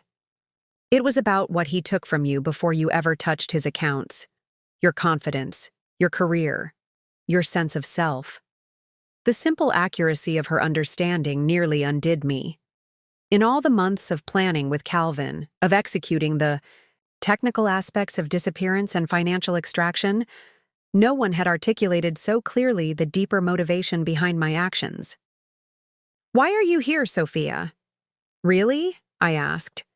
If not to convince me to return or negotiate, then why track me down? She reached across the table, stopping just short of touching my hand. Because I needed to know you were okay.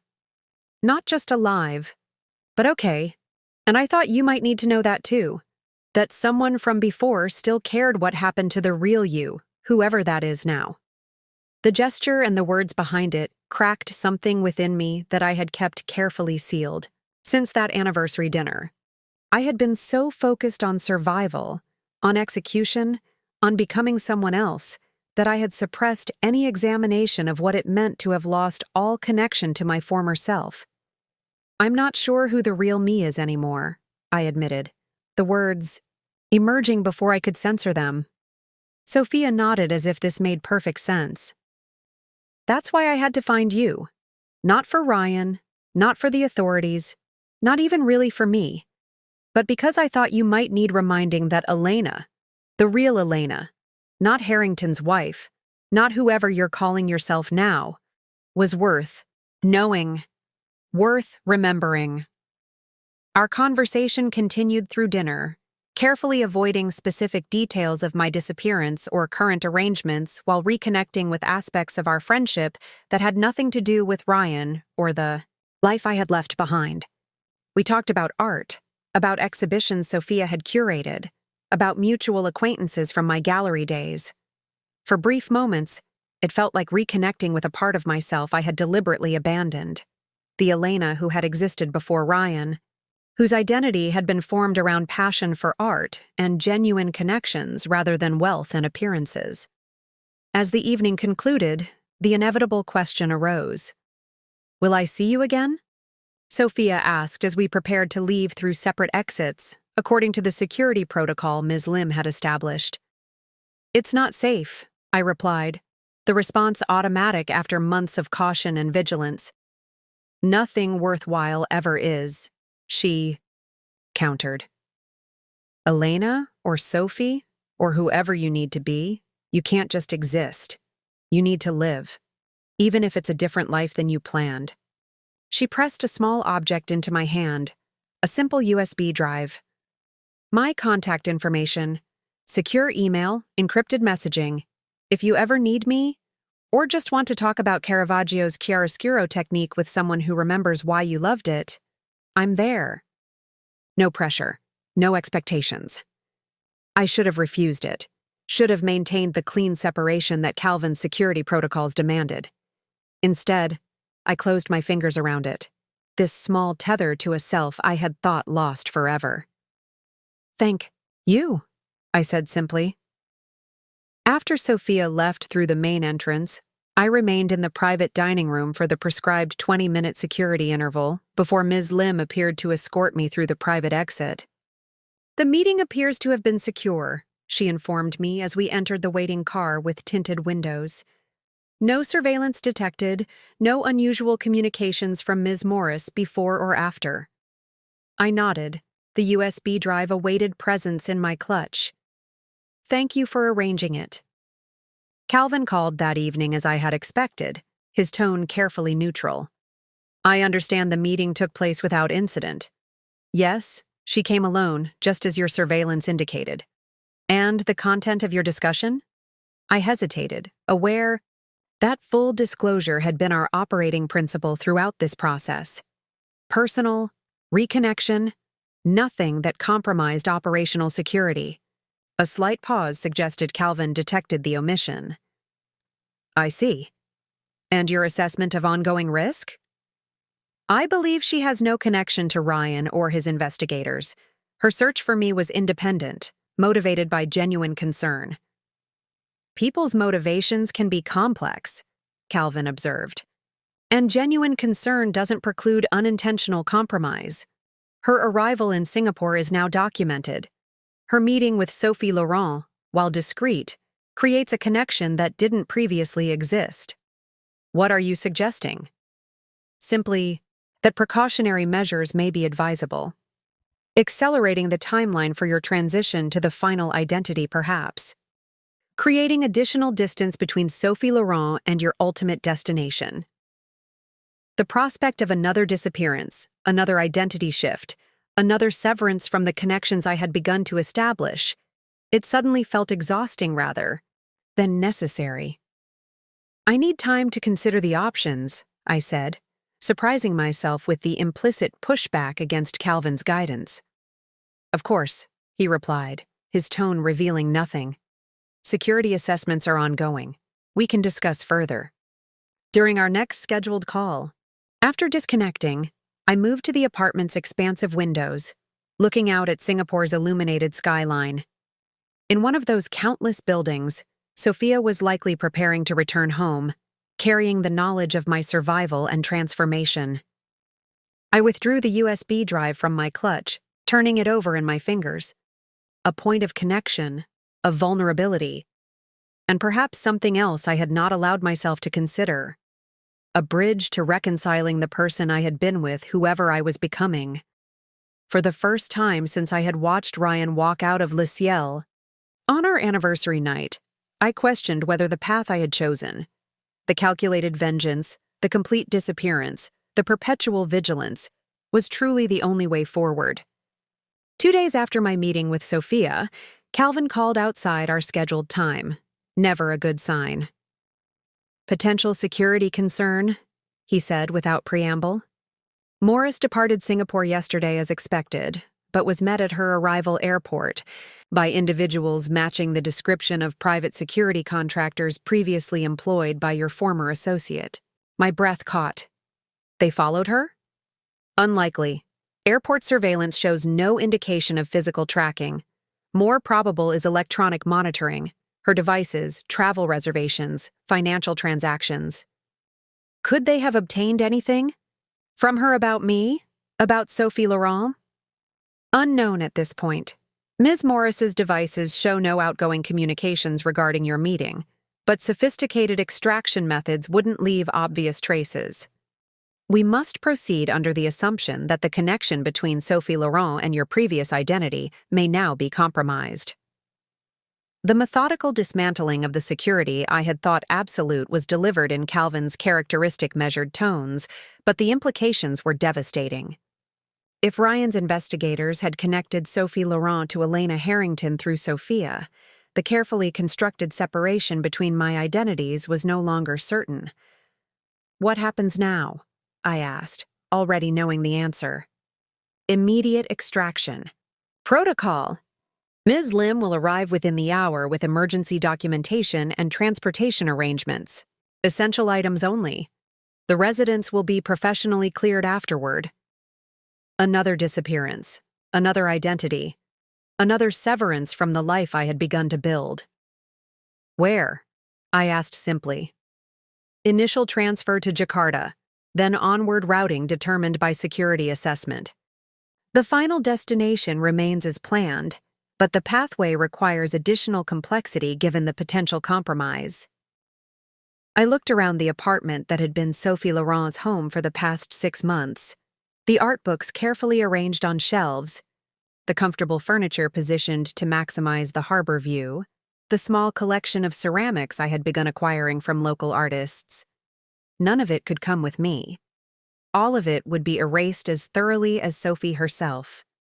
I understand, I said, the practiced detachment of months of security protocols reasserting itself over the momentary weakness of my meeting with Sophia. Ms. Lim arrived exactly as Calvin had predicted, bringing with her a small suitcase containing new documentation, a change of clothing, and basic necessities.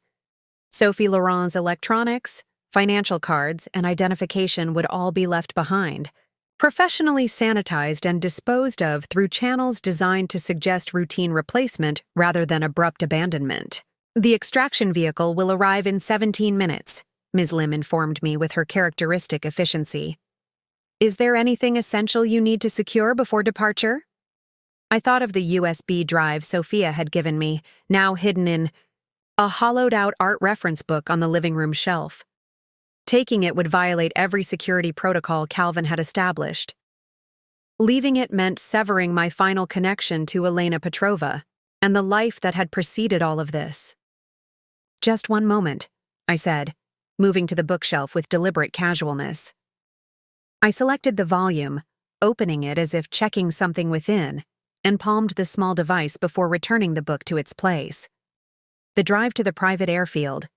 Outside Singapore occurred in tense silence, Ms. Lim monitoring security channels while I stared out at the city lights for what would likely be the last time. The extraction aircraft was smaller than the jet that had brought me to Singapore, a corporate turboprop designed for regional business travel, less luxurious but more discreet. Your documentation as Margot DuPont is activated upon landing. In Jakarta, Ms. Lim explained as we approached the aircraft, French-Canadian business consultant in Indonesia for a short-term project. The identity is designed for transitional use only, maximum 72 hours before the final transfer. Another temporary self to inhabit briefly before discarding. The cycle was becoming numbingly familiar. Thank you for your assistance these past months, I said as we reached the aircraft steps. You've been exceptionally professional. Ms. Lim's composed expression softened momentarily. It has been an honor to work with someone so adaptable, Ms. Laurent. Few clients manage the psychological aspects of transition as effectively as you have. A compliment on my ability to erase myself. Perhaps the strangest commendation I had ever received. The flight to Jakarta was brief but turbulent, matching my internal state as I processed the implications of this latest disruption. Had my meeting with Sophia truly compromised everything? Or was this an excess of caution from Calvin's security protocols? And more fundamentally, was I prepared to continue this cycle of reinvention indefinitely? Jakarta greeted me with humid pre-dawn darkness and another seamless transition. Immigration formalities handled through private channels, transportation to a secure hotel arranged without visible security presence. Margot DuPont checked into an executive suite at a business-focused property near the financial district, her Canadian passport and corporate credit cards accepted without question. Calvin called as soon as I had secured the room. Arrival confirmed. Security assessment ongoing. What happened, Calvin? Really? I asked, fatigue making me more direct than usual. Was seeing Sophia actually a security breach, or is this procedural overkill? A brief silence suggested my question had surprised him. The sequence of events indicates elevated risk. Morris meets with Sophie Laurent. Morris returns to origin point. Morris is immediately approached by security contractors associated with your former situation.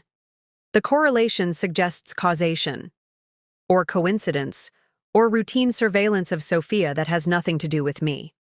In security matters, coincidence is a luxury assumption we cannot afford, Calvin replied, his tone unchanged despite my challenge. The response is proportional to the assessed threat. And what is that threat exactly? It's been almost a year.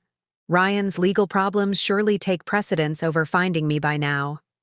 You would be surprised by the persistence of certain individuals when ego and financial loss intersect, Calvin observed.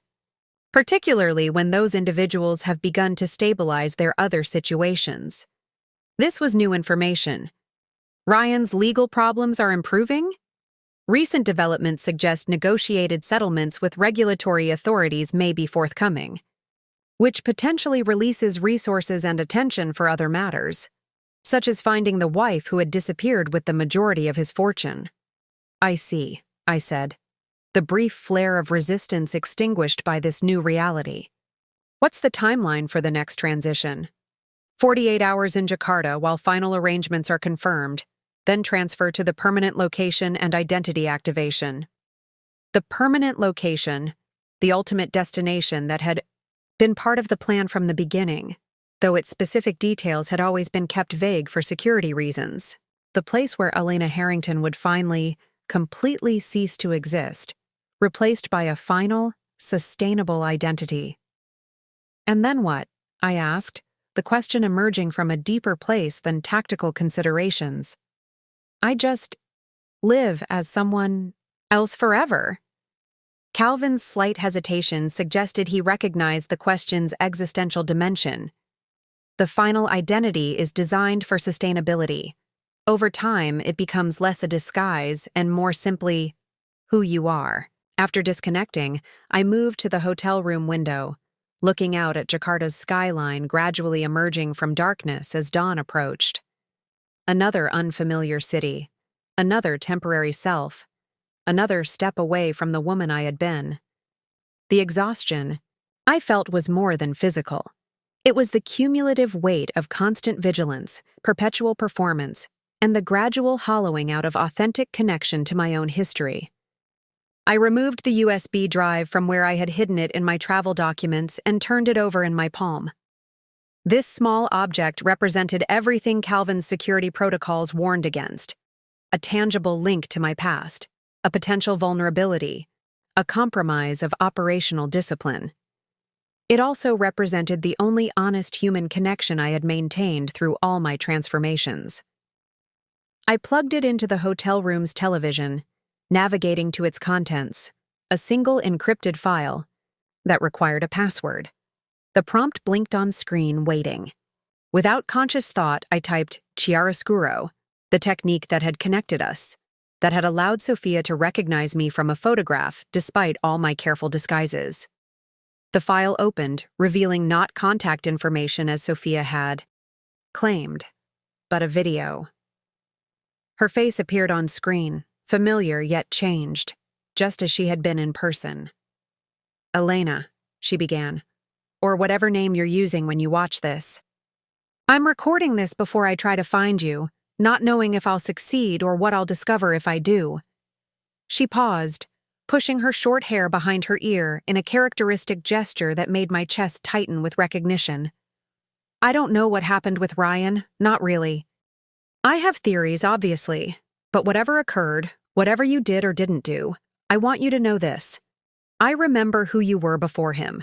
The brilliant, passionate woman who could talk for hours about a single brushstroke in a Caravaggio. The friend who helped me through my divorce without a single platitude. The person who slowly disappeared, little by little, during those 5 years of marriage. She leaned closer to the camera, her expression intense. If you're watching this, it means I found you, and it means you still trust me enough to look at what I gave you. So I'm going to say what I need to say, just once, and then leave you to make your own choices. She took a deep breath. You don't have to keep running. Whatever you've done, however much money you've taken, there are ways to resolve it that don't require you to spend your life as someone else. I have contacts, legal experts in financial disputes, identity protection specialists, people who can help negotiate from positions of strength. I stared at the screen, my careful detachment, crumbling as Sophia continued. But more importantly, Elena, you deserve to reclaim yourself. Not Elena Harrington, Ryan's perfect trophy wife. Not whatever new identity you've created to escape. But Elena Petrova, the woman with ambitions and passions and genuine connections. The woman who exists whether Ryan Harrington does or doesn't. That woman deserves to live, not just survive. Tears I hadn't allowed myself in nearly a year began to slide down my cheeks. If you want to stay hidden, I'll respect that. This message will never be mentioned again. But if you want another option, a way to stop running without losing everything, I'm here. The contact information is included in this file. Use it or don't. Either way, know that someone remembers who you really are and believes that person deserves better than a lifetime of looking over her shoulder. The video ended, replaced by encrypted contact details, secure email, messaging applications, private phone numbers, ways to reach Sophia that wouldn't create obvious electronic footprints. I sat motionless for several minutes, the television screen eventually dimming to conserve energy. Sophia's words had pierced through layers of careful rationalization and tactical focus, exposing the question I had been avoiding since the beginning. What was the purpose of surviving if Elena, the real Elena, was lost forever? Calvin's security protocols had kept me safe, had executed the financial extraction with flawless precision, had created multiple new identities that could withstand scrutiny. But they hadn't addressed the fundamental cost of disappearance, the gradual erosion of self that came with perpetual reinvention.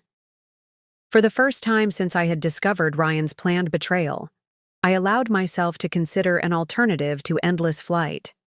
Not a return to my former life, that was impossible and undesirable, but perhaps a negotiated resolution that would allow me to stop running without surrendering everything I had fought to secure. The risk was enormous. The possibility of failure, significant. The potential consequences severe. But as dawn fully broke over Jakarta, illuminating yet another unfamiliar skyline in yet another temporary stopping point, I made a decision that would alter the carefully constructed escape plan I had been following for nearly a year. I reached for the secure phone Calvin had provided, not to confirm the next extraction details, but to propose a fundamental change in strategy. It was time to stop disappearing and start finding a way to exist on my own terms. What you're suggesting contradicts every security principle we've established, Calvin said, his voice maintaining its characteristic calm despite the evident concern beneath. Direct negotiation creates exposure that cannot be effectively mitigated.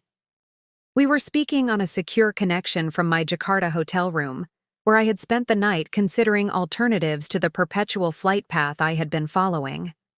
I'm not suggesting I walk into Ryan's office and offer to chat, I clarified. I'm talking about controlled arm's-length negotiation through intermediaries with all the legal and security protections you can design. The current approach has been effective. The assets are secure. Your new identities have functioned as intended. Why introduce unnecessary risk? I moved to the window, watching Jakarta's morning traffic flow beneath a haze of tropical heat. Because this isn't sustainable, Calvin. Not really. Sophie Laurent was beginning to build a life before we had to abandon it. Margot Dupont will do the same, and then whatever final identity you've created. But they're all performances, exhausting, vigilant performances that never end. Security requires sacrifice, he observed. That was understood from the beginning.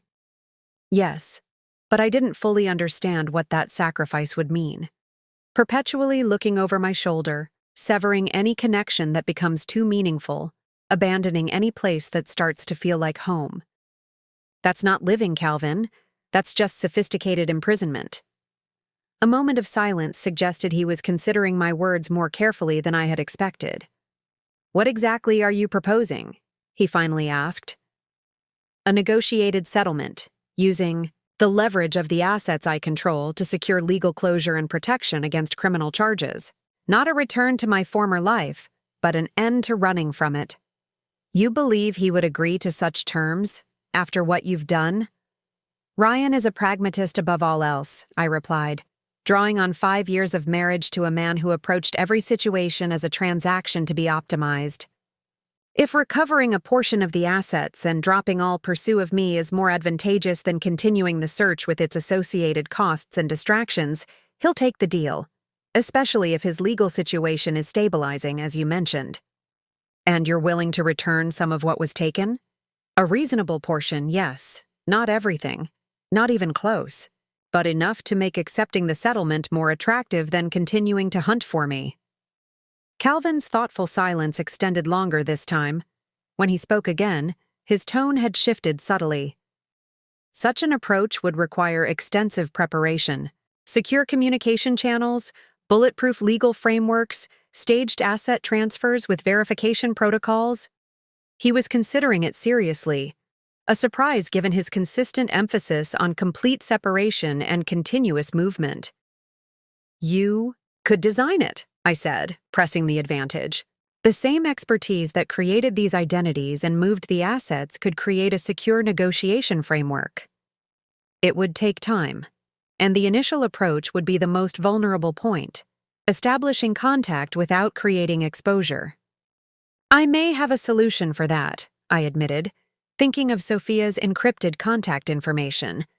A trusted intermediary with existing connections to both parties.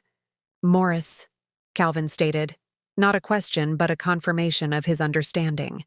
That presents its own complications. Her recent interaction with his security contractors suggests she's already under observation. Which makes her the perfect channel, I countered. Expected, monitored, but still trusted by both sides. Another long pause suggested Calvin was mentally working through the logistics, identifying weaknesses, designing countermeasures. The same methodical process he had applied to my disappearance, now redirected toward potential reemergence. I would need to consult with specialized legal counsel, he finally said. International negotiation experts, immunity specialists. The framework would need to be airtight before any approach was... How long? Minimum 1 month for proper preparation, during which time the extraction to your final location should proceed as planned. Security cannot be compromised during the development phase.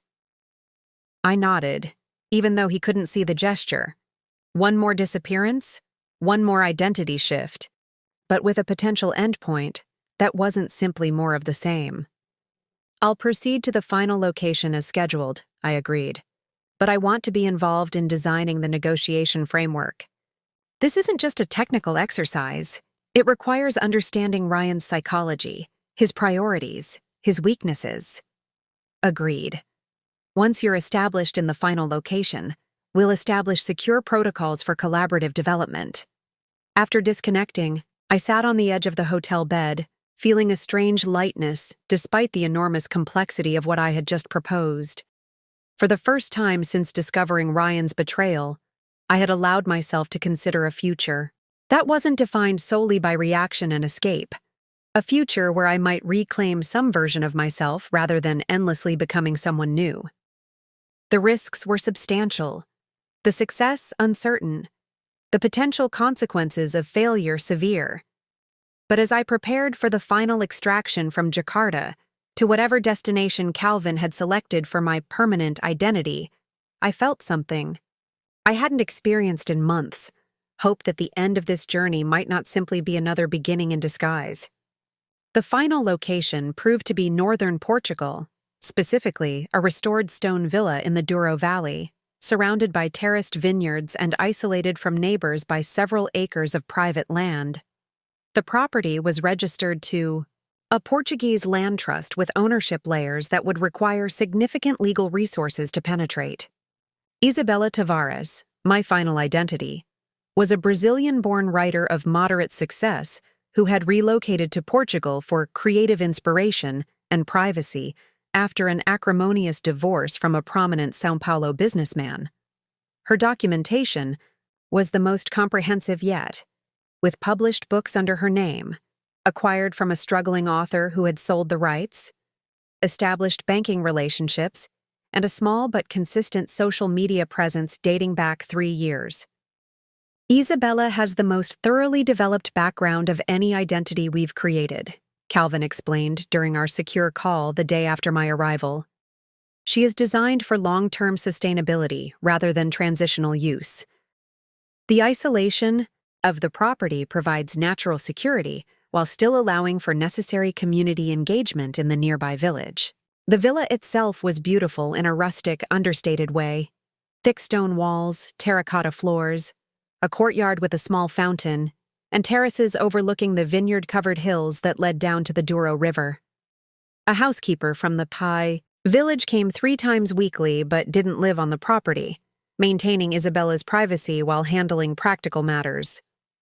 The negotiation framework development has begun, Calvin continued. I've engaged specialized counsel with experience in international financial settlements and immunity arrangements. The initial assessment suggests your approach has merit, though significant challenges remain. What's the timeline? I asked, standing at the villa's kitchen window watching morning mist rise from the valley below. Approximately 3 weeks for framework completion, legal review, and secure communication establishment. During this period, I recommend minimal community engagement while you settle into the location. And Sophia? When do we approach her? As intermediary? A slight hesitation. That represents one of our most significant vulnerability points. Initial surveillance indicates she remains under periodic observation. Any contact must be structured to avoid detection. She provided secure communication methods, I reminded him, designed specifically for this possibility. Which we will thoroughly assess before utilization, Calvin replied. The security of the entire arrangement depends on that initial contact remaining undetected. After disconnecting, I explored the villa more thoroughly, the writing study set up with reference books appropriate for Isabella's literary focus, the master bedroom with its antique furniture and views of the valley, the small but well-equipped kitchen. Everything had been arranged to support the fiction of Isabella Tavares, successful author seeking solitude and inspiration. Over the next 2 weeks, I settled into a pattern that felt almost normal. Morning walks through the vineyards, afternoons, spent in the study supposedly working on Isabella's next book, evenings on the terrace watching the sunset transform the valley. I made limited trips to the village for supplies, establishing Isabella as polite but reserved, gradually becoming a recognized but not intimate presence in the small community. Calvin's updates arrived every 3rd day, each reporting measured progress on the negotiation framework. Legal experts had designed a multi-stage approach, with asset transfers contingent upon verification of immunity arrangements.